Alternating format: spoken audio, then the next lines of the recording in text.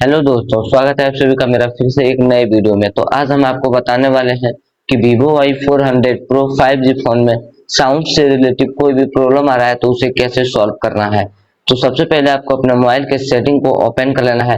Open करने के बाद ऊपर यहाँ पे आपको सर्च बार दिख रहा होगा, इस पे क्लिक करना है। यहाँ पे आपको सर्च करना है मोनो, MONO। जैसे ही सर्च करेंगे यहाँ पे आपके सामने शो हो जाएगा मोनो ऑडियो, इस पे क्लिक कर देना है। क्लिक करने के बाद यहाँ पे आप थोड़ा स्क्रॉल करेंगे, यहाँ पे नीचे आपको एक मोनो ऑडियो का ऑप्शन आएगा, इसे इनेबल कर देना है। इसे इनेबल करने के बाद जो है आपका ऑडियो बहुत ही ज्यादा बेहतर हो जाएगा। नीचे यहाँ पे आपको एक देखने को मिल रहा होगा ऑडियो बैलेंस, इस पे लेफ्ट और राइट और बीच में तो आपको ऑडियो बजा के जो ऑडियो प्ले करके जो है देख लेना है कि कौन सा जो है अच्छा लग रहा है, कौन कहाँ पे जो है आपका मोबाइल अच्छा बज रहा है।